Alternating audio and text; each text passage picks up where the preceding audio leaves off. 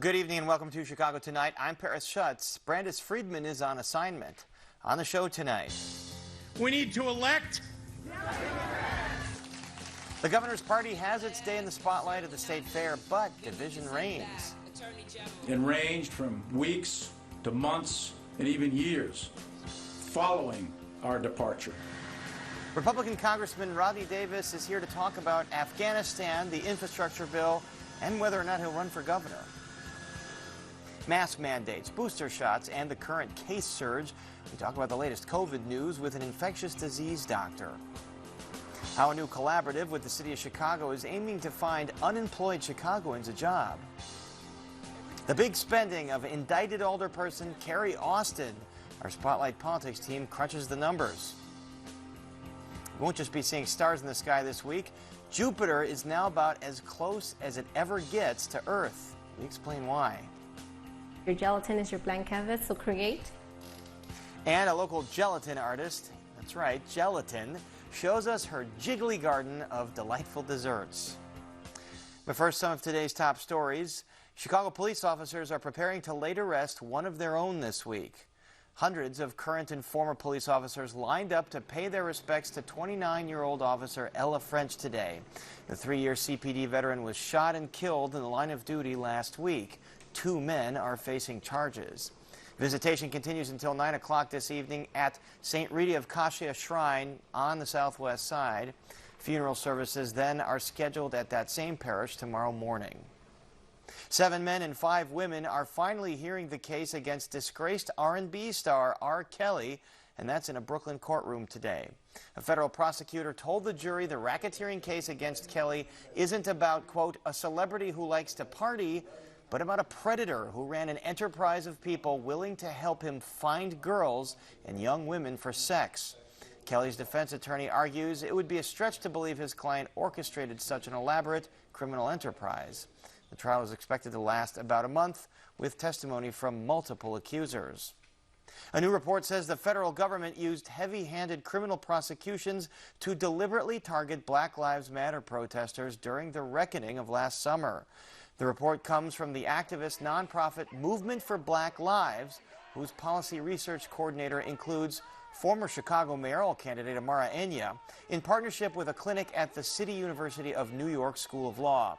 The report analyzed 326 federal criminal cases related to protests in the wake of George Floyd's murder and found almost 93% of the time equivalent state-level charges could have been brought against defendants. But federal charges often carry more severe punishments. And to find out what the group is calling for, you can visit our website. Up next, it's Governor's Day at the Illinois State Fair. Our Amanda Vinicky has a live report from Springfield, so please stay with us. Chicago Tonight is made possible in part by Alexandra and John Nichols, the Jim and Kay Mabey family, the Polk Brothers Foundation, and the support of these donors.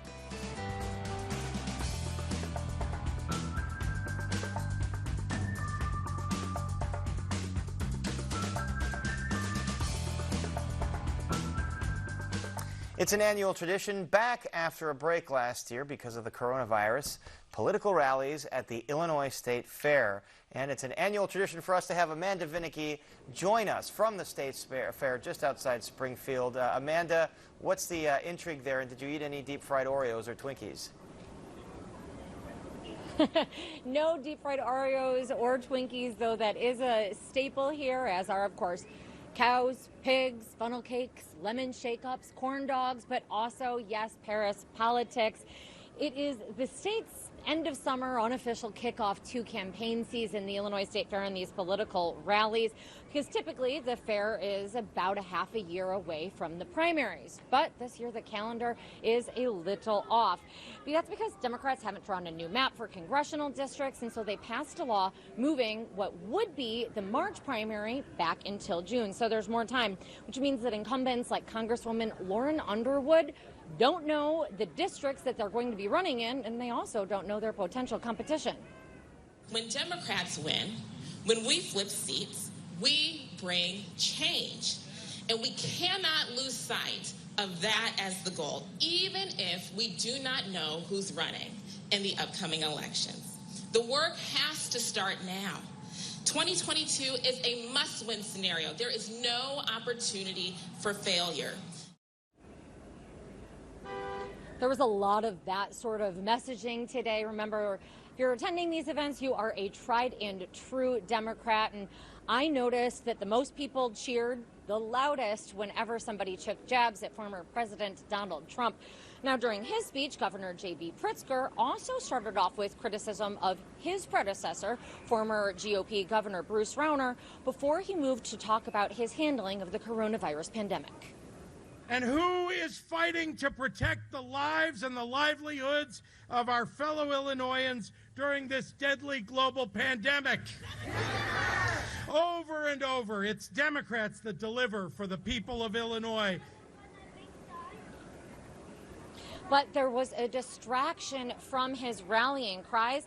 The governor spoke this afternoon at a picnic on the actual fairgrounds, but he skipped this morning what's really Democrats' main event, and that is a really massive brunch that this year was attended by approximately 1,000 Democratic leaders from around the state. Now, at first, his campaign had said that he wasn't going to be in attendance because of COVID, but then this brunch, normally held inside a hotel ballroom, got moved outdoors, and still the governor skipped.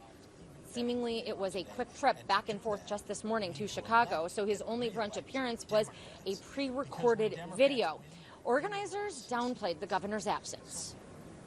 This is why you work so hard to elect Democratic leaders. So whatever you may read in the press, Democrats in Illinois are united. There's too much at stake to be divided. Now, as did Pritzker himself.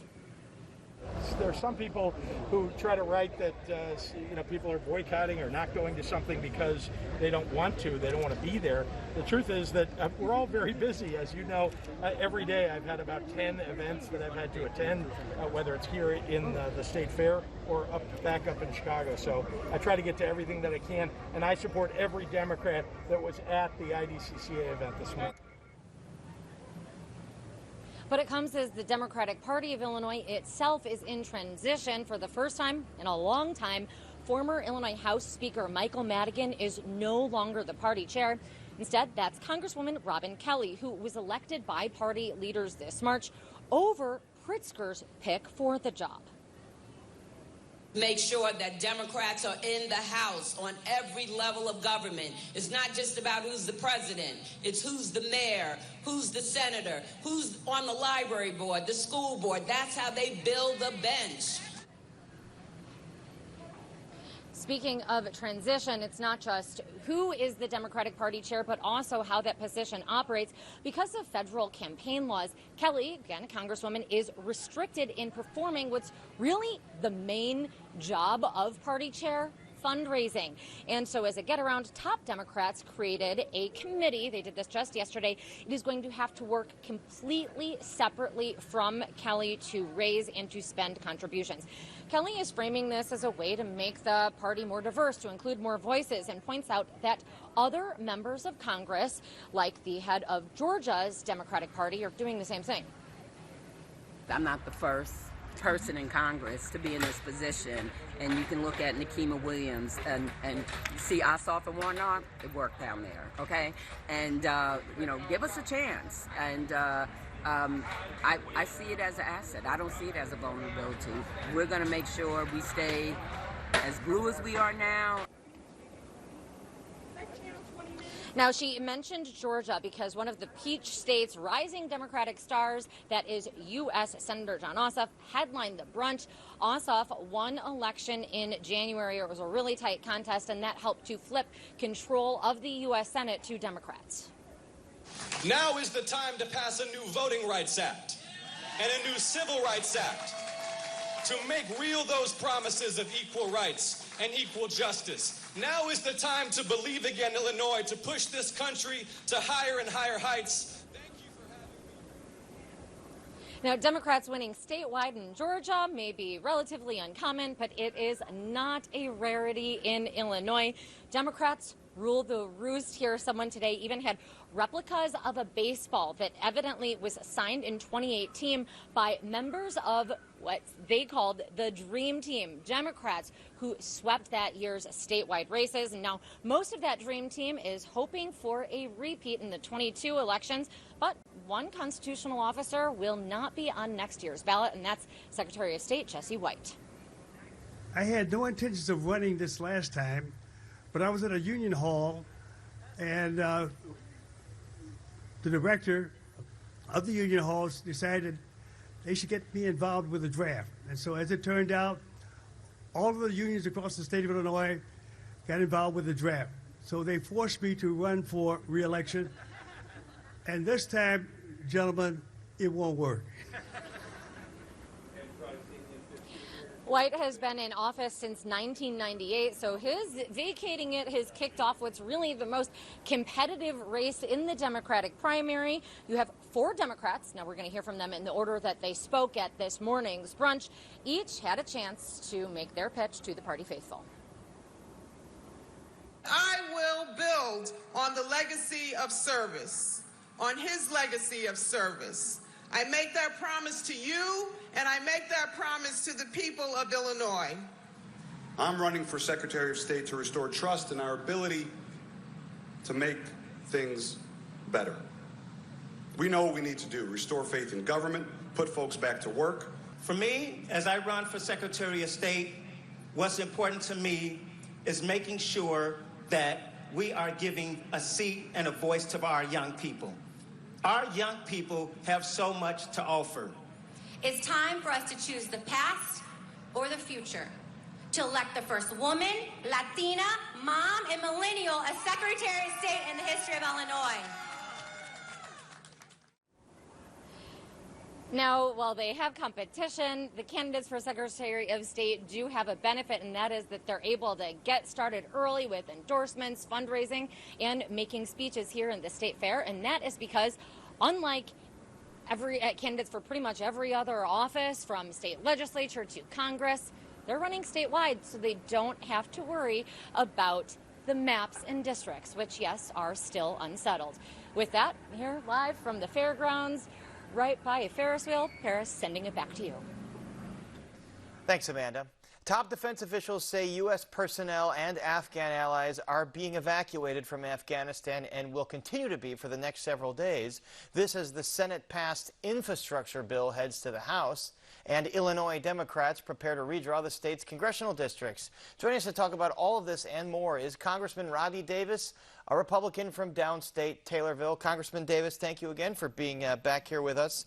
Let's start with the situation in Afghanistan. The defense officials briefed the media saying that American troops will be there at the Kabul airport evacuating American personnel and Afghans for the next several days. What is the latest that you're hearing about the situation? Well, Paris, thanks again for having me on. It's great to be with you. I'm just heartbroken by what I'm seeing in Afghanistan right now. What we're seeing on the ground is not indicative of any peaceful transition for Americans to get to Kabul airport to be evacuated by Americans. The Taliban now controls more provinces today than they did on September 10th of 2001. This is a debacle of epic proportions that was terribly executed by the Biden administration. And frankly, the goal was to get 2,500 troops out, and we now have thousands more going in just to evacuate those first 2,500 and Americans and allies who need to get to the United States of America.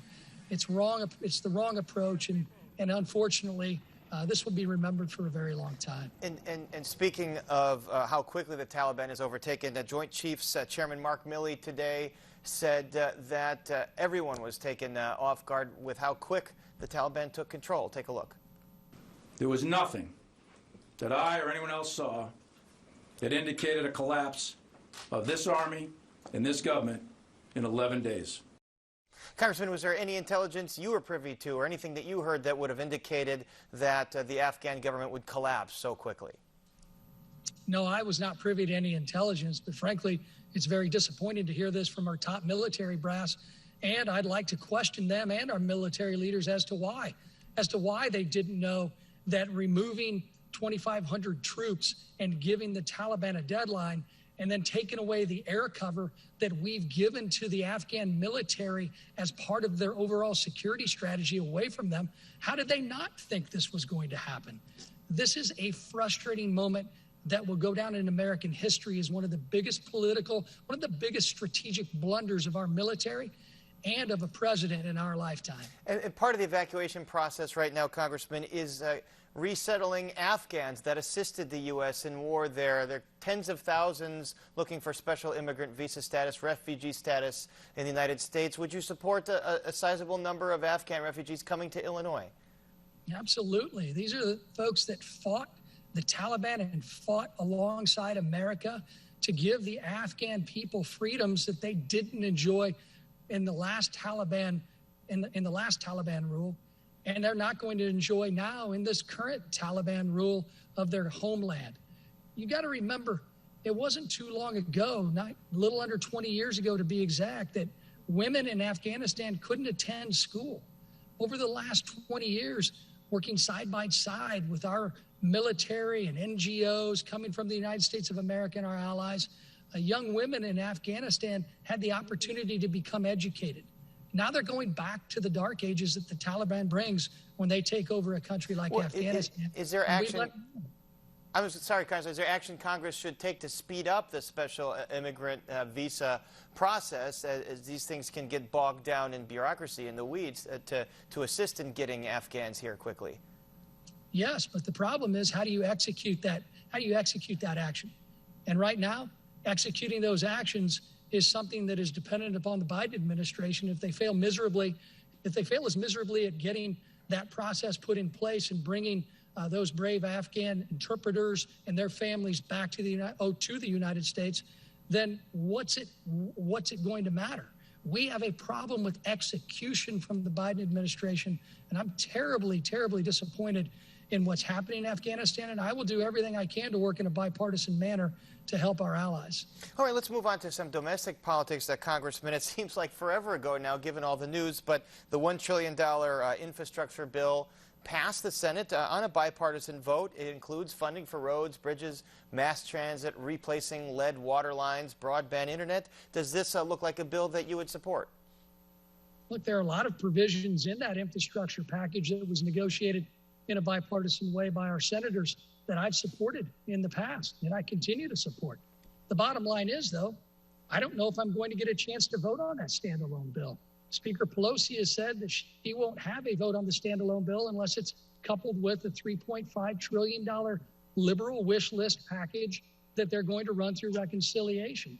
And in that $3.5 trillion are tax and fee increases on every single American that would destroy our agricultural economy and our energy economy right here in Illinois, and also Green New Deal policies that would do the same to both of those economies. So you're saying it's kind of contingent on what happens with that other $3.5 trillion bill and what Democrats choose to do with both of these bills. Let's talk about the census numbers that came out last week showing a 0.01% decline of population in Illinois. It's going to lose a seat in Congress. The Chicago area, the city gaining modestly, but downstate losing a significant amount of population. Why is that happening in Illinois, especially downstate? Well, I think it's happening across Illinois. Otherwise, we wouldn't have lost a congressional seat. There may be some population gain in the city, but it's indicative that we should have been growing more. A state like Illinois, with the potential that we have to bring in Silicon Valley investments, we ought to be doing more to make those things happen here to bring people to Illinois. But it's the failed policies of the Democrats that have run Springfield for decades that are causing Illinoisans to leave this state, and especially downstate. They're leaving to go to lower tax states and states with opportunities for better jobs. And these sound like issues that a governor deals with every day. You've made no bones about your interest in potentially seeking the Republican nomination for governor. Do you plan to run for governor of Illinois in 2022? It's a great question, Paris, and I'm going to be consistent like I always have. And everyone that knows me for my consistency. I've said all along, my political future depends upon the Democrats who have supermajorities in Springfield and upon Governor Pritzker deciding to whether or not to keep his promise of not signing another legislatively drawn gerrymandered political map that's going to be coming out of the Democrat State House very soon. So are you, and that could affect your congressional district. So are you saying your interest in being governor really is contingent on whether or not you have a good chance of keeping your seat in Congress based on what these maps turn out to be? I've said all along, my first preference is to go back to a Republican majority in Congress, eventually run to be chairman of Transportation and Infrastructure, where I can work hand in hand with my Republican and Democratic colleagues to bring infrastructure investments to Illinois. But my political future is not going to be based upon what I decide. It's going to be based upon the corrupt Democrats in Springfield who are going to gerrymander a congressional district map like they have in the past, and they will then complain about Republicans doing the same in other states. And are you saying that you believe that that gerrymandering, so to speak, would affect your district and make it tougher for you to run in your district? It's not a question I can answer. It's a question you're going to have to ask Senator Durbin. You're going to have to ask Governor Pritzker and the Democratic leaders in Illinois who have complete control over this process. Well, let me ask you this. What's your time frame in deciding? Is it just based on when the maps come out, you take a look at that, and then you're going to decide whether you run for governor? Well, I'm going to decide what my future holds for me and my family based upon the political battlefield that the Democrats control. And when they release it, I'll make my decisions. And I'm sure you're looking forward to Republican Day tomorrow at the Illinois State Fair and some of the great food offerings that they always have to offer over there in Springfield. Our thanks, as always, to Congressman Rodney Davis. Thanks for being here. Thank you, Paris. The masks are back this Friday, regardless of vaccination status. Chicago has once again implemented an indoor mask requirement for places like restaurants, bars, and gyms. This, as the Biden administration announces a COVID booster shot will be available for Americans starting in September, with nursing home residents, healthcare workers, and emergency workers at the front of the line. You know, this will boost your immune response. It will increase your protection from COVID-19. And it's the best way to protect ourselves from new variants that could arise. And joining us to talk about all that and more is Dr. Robert Murphy, Director of the Institute for Global Health at Northwestern University's Feinberg School of Medicine. Dr. Murphy, always great to have you. So starting Friday, masks are back indoors as the city is seeing about 400 cases per day or more. Can a mask mandate work to halt the spread if you don't also have social distancing or shutdowns? Yeah, the masks indisputably work. Social distancing works. It all works. The vaccine works. And you put them all together and you can control this pandemic. We've done it multiple times. And given that, I mean, I'm hearing anecdotally about a breakthrough case among people that I know almost every single day. So what does the data say about the rate of breakthrough among those who are vaccinated? Well, the problem is the breakthrough rate is going up.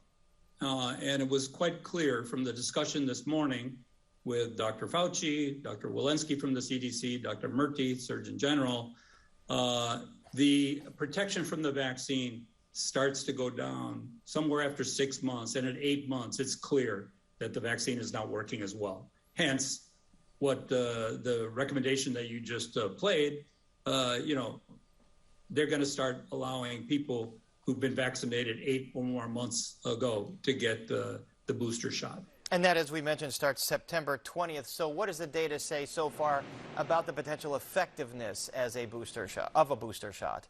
Well, we know that the booster shot significantly increases the immune response to the virus. So based on these markers, it should work very well. Does that mean, though, that 6 to 8 months from getting the booster shot, folks might need to get another booster shot as these vaccines tend to level off over that period of time, as you're mentioning? Yeah, no, it's going to be 8 months. You know, we have booster shots for the flu, although that's seasonal, you know, at 1 year. You know, Pneumovax, you know, is every 5 years. I mean, you know, you have different time periods, but it's looking like with coronavirus that it's 8 months and you need another shot. So people already lining up to get that third shot, although we still have children under 12 that have not been vaccinated. What does the data say about when they might be able to be vaccinated, especially as classes are resuming as we speak? Well, the whole thing is being driven by the unvaccinated. So they have the adults that don't want to take the vaccine. They're spreading it. And if you look at that group, they're in a lot of trouble. That's who's really in the hospital today. There's very few vaccinated people. I mean, there's a few, but not too many. The school kids are also going to be spreading it. Now, but that's going to end pretty soon because age 4 to 11 is likely to get approval sometime in the very near future. And so then those kids that are in school can be vaccinated. And by the end of the year, there may be approval down to 6 months of age. So then basically almost the entire population can be protected, except for the people that will not take the vaccine. Yeah, and you mentioned that with hospitalizations, that's one of the metrics locally that is not quite as concerning. They don't seem to be going up as fast as cases are going up, as opposed to what we're seeing in Texas, Florida, and throughout much of the Southeast, where a lot of those states are facing crisis situations with their hospitals. Is that just because of the rate of vaccination? There are fewer people vaccinated there, and so they're getting sicker. I think what you're seeing is the beginning of herd immunity. You can still get infected, but you don't get severe disease, you don't end up in the hospital, and you don't die. These vaccines work. If you need a booster at 8 months, so what? Just go get the booster. You already had, you may be super protected at that time. It's really going to be interesting to see what happens when those boosters come out. But if you're not vaccinated, and that's these states that have the low vaccine rates, their healthcare systems are imploding. They have tents outside of the hospitals in Houston and elsewhere. ICU beds are almost non-existent in many of these places. This is what happens if the population doesn't get vaccinated. And in a lot of those states, you see leadership and governors, banning mask mandates and things like that, which clearly probably exacerbates the spread. You saw Chicago officials here say Lollapalooza was not a super spreader event, even though it was almost universally worried that it could be. Is that what the data is showing you, that truly there wasn't a massive bump from hundreds of thousands of people being out in Grant Park together? Almost 400,000 people. Granted, they were outside, they were younger. The reporting is not perfect, but hey, those people are not ending up in the hospital. They're not dying, and we should have seen big increases in the number of reported cases, the percent positive, and the number of people in the hospital already, and we're not seeing it. I think, they did a very smart thing at Lola. At the beginning, when they first were marketing the tickets, everybody had to be vaccinated. So they selected people who were willing to be vaccinated or get tested just before they come, and supposedly only 12% fit that category. Okay, granted, some people said they walked in without showing their card. Some margin for error there, probably. Yeah, I mean, there's going to be some error. But hey, let's face it, the hospitals aren't full of those people. So another sign of what you're saying is a potential herd immunity developing here in Chicago and in Illinois. Right, exactly. In the states that have vaccination rates as good as ours. And given that, Governor Pritzker said the other day that, we're going to live with COVID for a long time coming, especially given what we're seeing in some of the South and Southeastern states. Does that mean new variants that could be vaccine resistant? And what kind of time frame are we looking at? Months, years?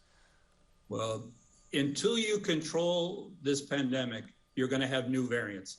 We already have Delta Plus. And we're going to have Delta Plus Plus. Then they're going to have yet another variant. They're going to give another Greek letter. And maybe the next one is not going to be as good, the vaccines aren't going to be as good against. That's the risk. That's why we have to get these infection rates down. That'll slow the development of the variants. And, metrics that officials look on as positive. More people are getting vaccinated over the last several weeks, perhaps as a response to the rising amount of cases. All right, Dr. Murphy, you're always so succinct and clear with us on this. Thank you, as always, for being here. Thanks for having me. And up next, how to catch Jupiter in the sky this week, so stick around. Coverage of science and technology on Chicago Tonight is made possible in part by Joel M. Friedman, president of the Alvin H. Baum Family Fund. You might need to pull out your sunglasses at night because there are some really bright stars in the sky this week. Except they're not stars. WTTW News reporter Patty Wetley joins us now to explain. Hey, Patty, so what are these non-stars that we're going to see in the sky over the next few nights? They're planets. Jupiter is up there, and it is almost as bright as the moon. After Venus and the moon, Jupiter is the brightest thing in the sky, and it's going to appear brighter and bigger than usual because it's closer to the Earth than it normally is. So that's why we're going to be able to see Jupiter more so than on other nights?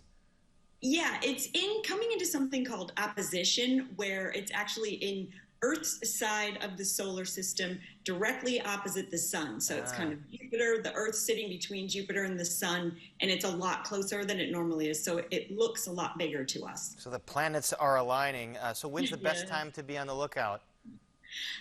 So Jupiter will begin rising shortly after dusk, like midnight-ish on Thursday. Anytime, sunset to sunrise, you should be able to see it. And I promise, I know we say a lot of these astronomical events, folks in the city will have a hard time, but this is one of those cases where if you can see the moon, you should be able to see Jupiter. All right, and as I understand, we might be able to see Venus at the same time. How can we catch Venus? They're kind of like a teeter-totter. So Jupiter is going to be going up as Venus is going down shortly after dusk. So if you can, see the horizon to the east and west, you should be able to catch both of them as one is going down and the other is coming up. So interesting. I will go outside, be on the lookout, and tune into WFMT, as they no doubt will play some Gustav Holst as the soundtrack for our viewing. All right, Patty, looking forward to it. Thanks so much. Thanks, Paris. And you can read Patty's full story on our website, where you'll find details on free events around the city to catch the action in the sky. It's all at WTTW.com/news. Still to come on Chicago Tonight, a new collaborative with the city of Chicago is aiming to find unemployed Chicagoans a job. We hear from one of the program's leaders. All of you, wherever Democrats have put up a strong fight. Our Spotlight Politics team breaks down the latest from Governor's Day at the State Fair. And have you ever heard of gelatin art? A local artist shows us her jiggly garden of delightful desserts. But first, some more of today's top stories.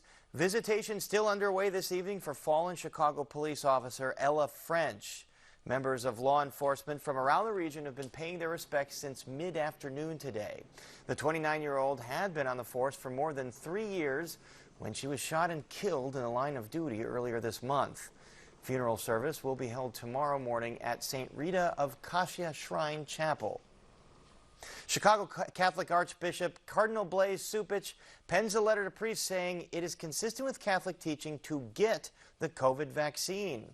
The Archdiocese of Chicago says a growing number of priests have been hearing from parishioners seeking a religious exemption from the vaccine. When we look at the issue of vaccination and why should I choose to be vaccinated, one, it's a love for your own life, this gift of life that God has given you, to be vaccinated to preserve your own life. But then it goes beyond that into the love of neighbor and the common good. And so we see vaccination as a sign of that charity towards neighbor.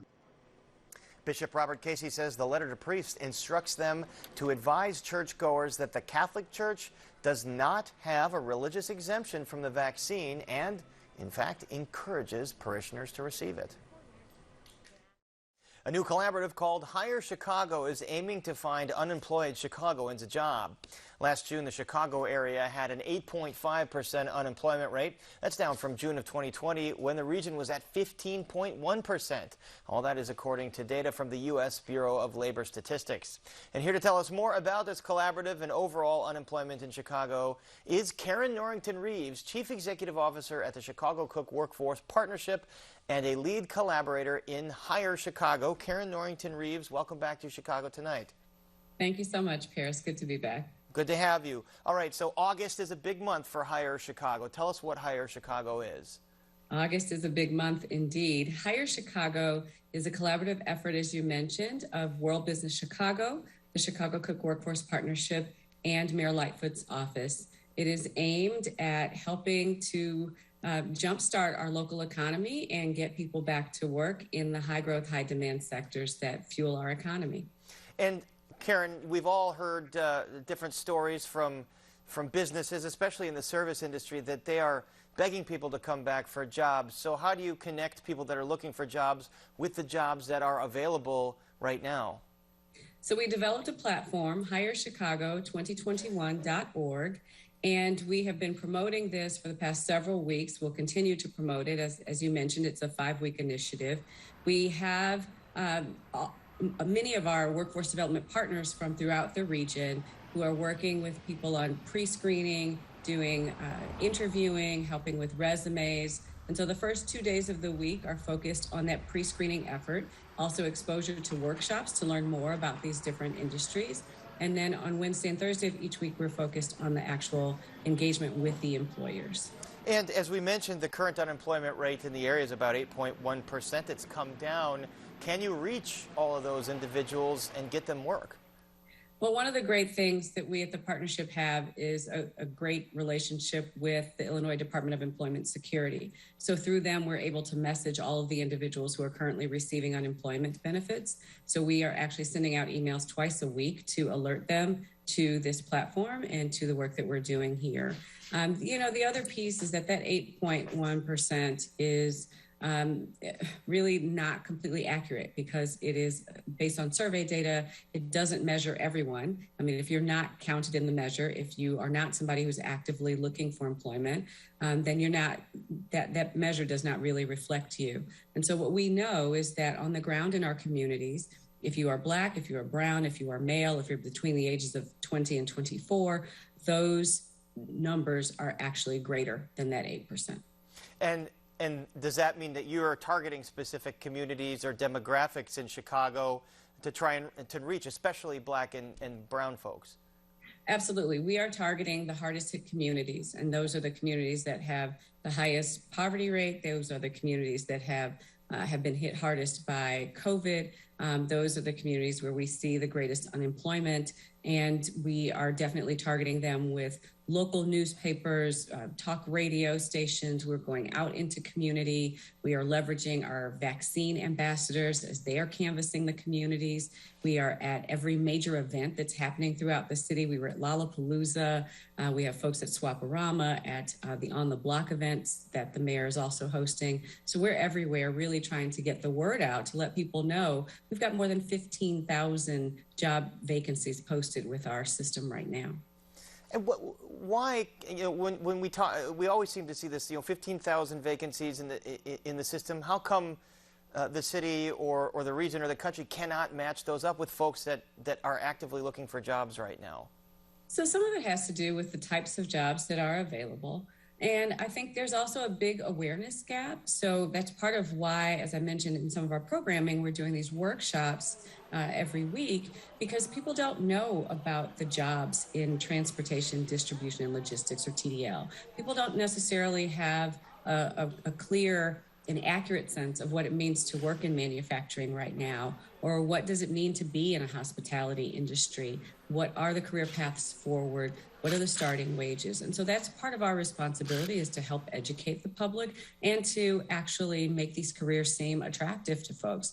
There are some phenomenal jobs that we're focusing on right now.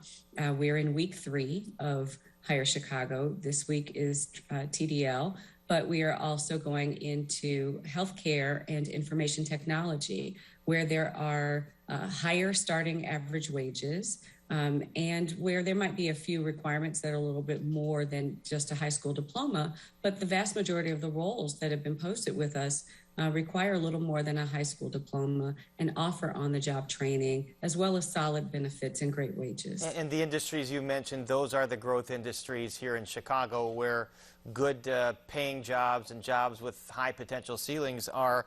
And as you said, the real unemployment rate might be higher than 8.1%, especially in the Black and brown community. Where do you see it going over the next several months or year? So I think it depends on the industry. So what we know is that hospitality was hardest hit. Hospitality, food service, tourism was hardest hit. It's going to be the last to recover.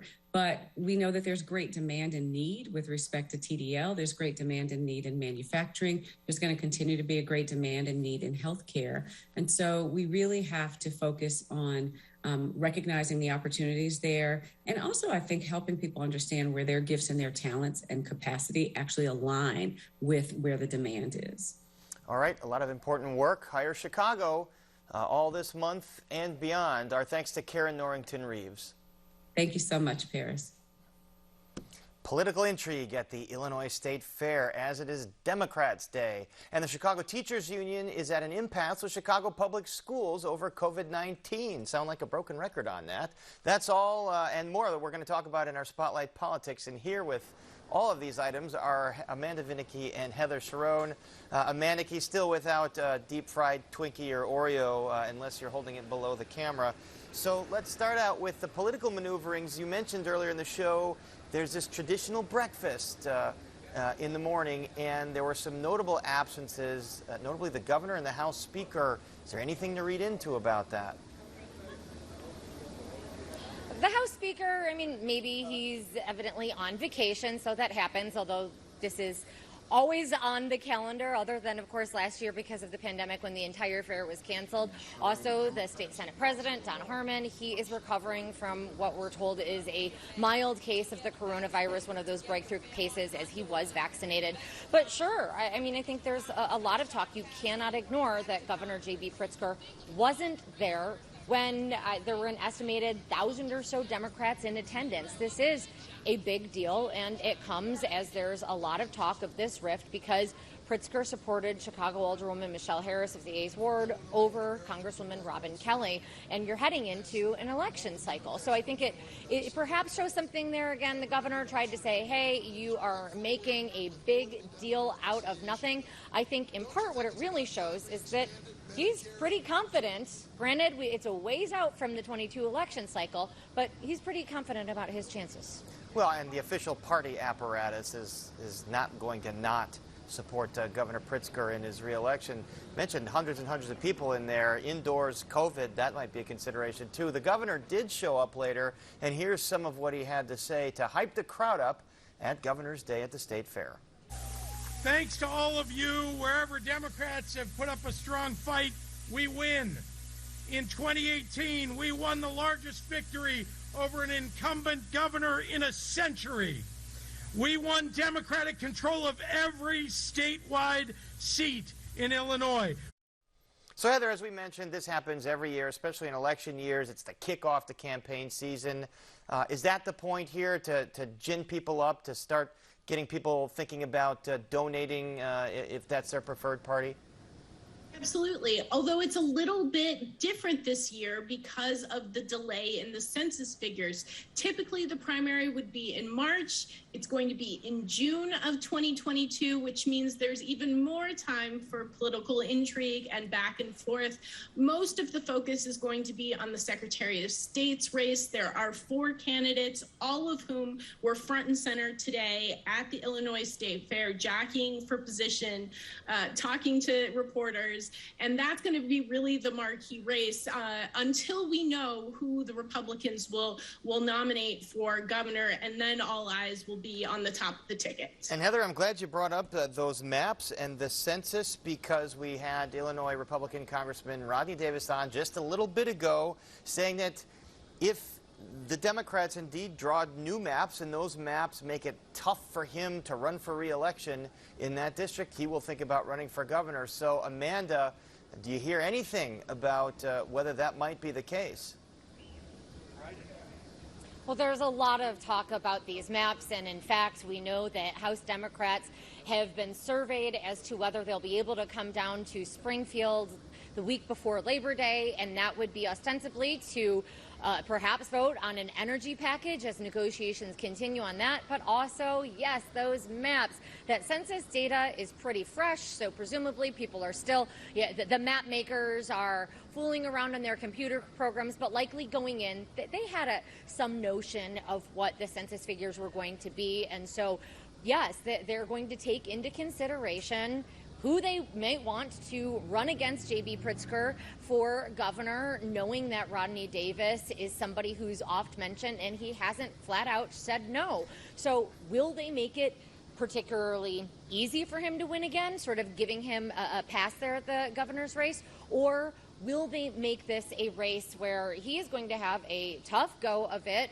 and a hard time making it back to Washington, in which case he might give Springfield over Washington a bigger consideration? Amanda, I have to say, what you're saying is very interesting, but those spinning dogs behind you look like a whole lot of fun. And Amanda, I want to stick with you here because apparently Senator Durbin said something that might have given a clue as to what those maps would look like and whether or not Rodney Davis is going to sort of be mapped out when he said he might endorse a certain person to run against Rodney Davis. So explain that.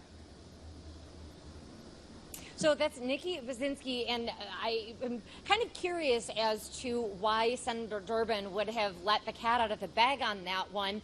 We know that she left a high-profile up-there position with the White House. I mean, she was in Biden's finance office, and prior to that had been serving with the Pritzker administration.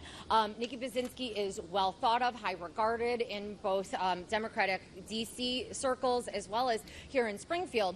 But if they were floating her at all and she was hoping to make a big announcement that way, well, then this certainly disrupts that. I don't quite know how to gauge what that might mean for Rodney Davis, again, other than that she is somebody who is respected, certainly has a whole lot of ties and connections and would seemingly do well to do fundraising. Then again, I would say that ties to Governor Pritzker, he's not the most popular in downstate areas where what he frames as leadership on the coronavirus is not always very well taken. I think there are pockets certainly of that district where those Pritzker sucks signs are more prevalent than new ones unveiled that say Pritzker I'll tell you, rocks. Amanda, Congressman Davis thought that it certainly was a sign that Durbin had floated that person's name again to potentially run against Davis in that district, which could go Davis to then run for governor. Heather, let's move to the city. You had a great story this week about alderperson Carrie Austin and the committee that she chairs spending a whole lot of money but not really doing much. Tell us about that. Well, her committee, the on contracting oversight and equity, only met 3 times in 2020, but managed to spend $200,000 while not meeting and doing much of anything in terms of substantive legislation. Her committee has also not met at all this year in 2021. And about 24 hours after our story published, she scheduled a hearing, the first one this entire calendar year. And what she's going to do is hold a subject matter hearing, so not a vote, but a hearing on efforts to extend the city's construction contract set-aside program, which is designed to ensure that firms owned by Black Chicagoans, Latino Chicagoans, Asian Chicagoans, and women get their fair share of the city's contract. It's a legally difficult program to make sure you've got all of the T's crossed and the I's dotted.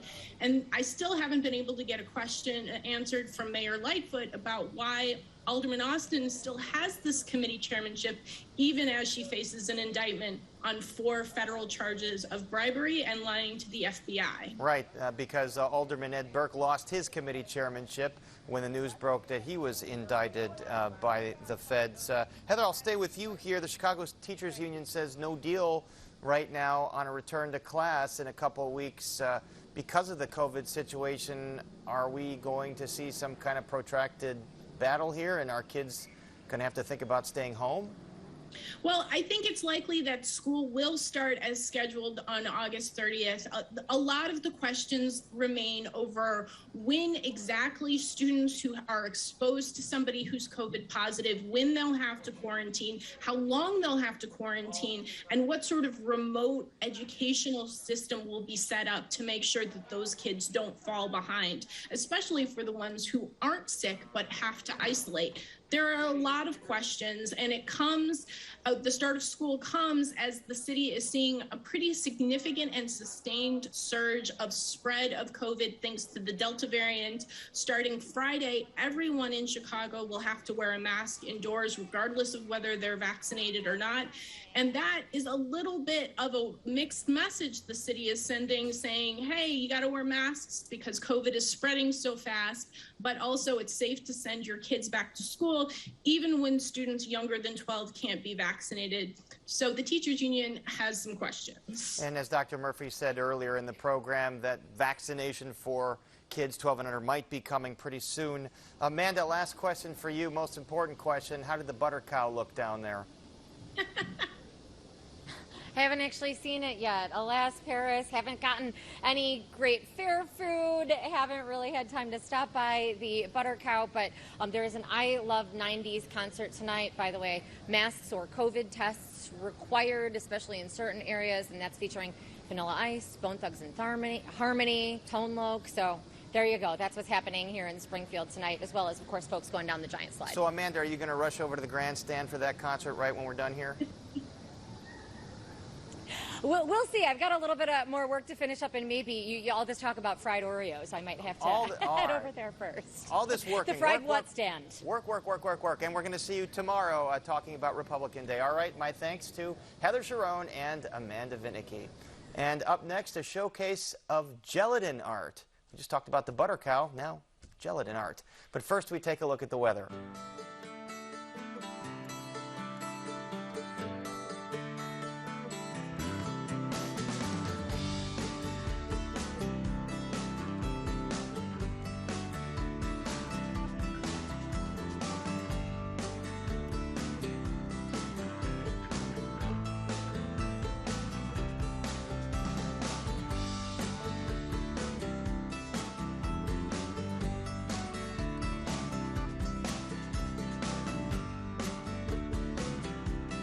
All across the city, gardens are exploding with brilliant color right now.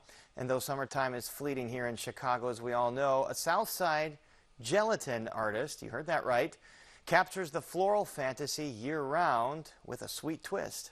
Chicago Tonight's Erica Gunderson recently shared her story with us, and here's another look. There's no limit to what you can do with gelatin. Actually, like the clear gelatin is your blank canvas. The gelatin dessert. For some, gelatin is a jiggly retro novelty, the province of church potlucks and school lunches. But in Mexican culture, gelatins like the astonishingly realistic blossoms Angelica Aguilar makes in her Englewood kitchen are not just a sweet treat, but an art form. The koi fish, birds, flowers, butterflies, bees, anything that comes to your mind you can put in the gelatin. Aguilar was born in Mexico, but she didn't develop an interest in making gelatin art until she was a young adult in Chicago. I started back in spring of 2008 when my dad was a general contractor back then. He was doing a rehab in the back of the yards area here in Chicago, and there were some vendors walking by selling these gelatins. And my dad brought some home. And when he showed them to me, I was totally mind blown. The gelatin flower fascinated Aguilar, but she says the vendors weren't willing to teach her how to make them. So she started poking around for ways to teach herself.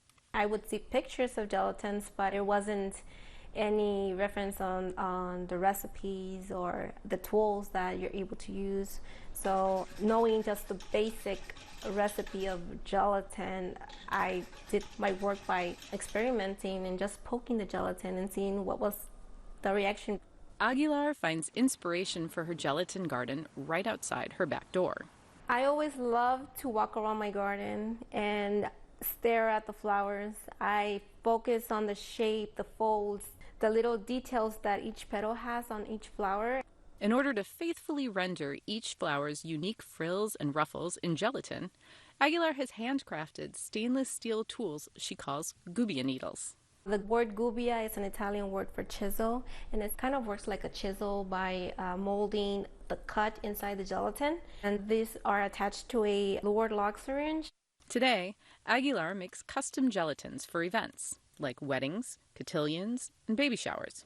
She also teaches gelatin art classes. Rinse it out. She even gave me a mini lesson in her kitchen.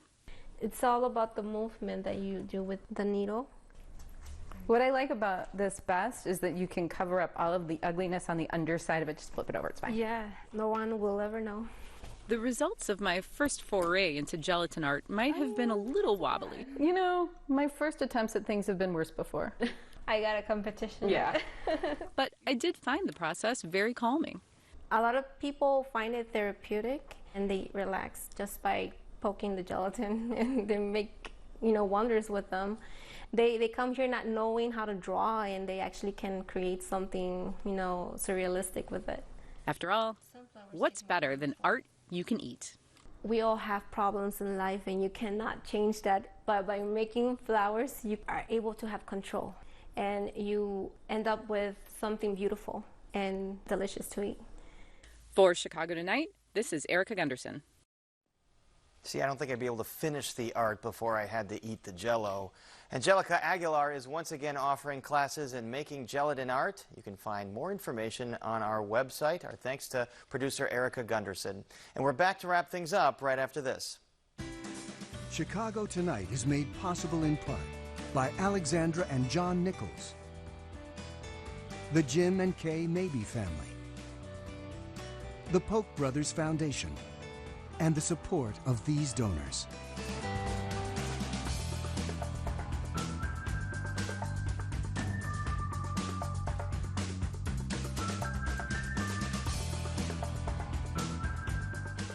And that is our show for this Wednesday night. Please join us tomorrow night live at 7. Illinois' leading Republicans meet at the Illinois State Fair in Springfield for GOP Day. And sights and sounds from the Austin community on the city's west side is part of our In Your Neighborhood series. And now for all of us here at Chicago Tonight, I'm Paris Schutz. Thank you for watching. Stay healthy and safe, and have a great night.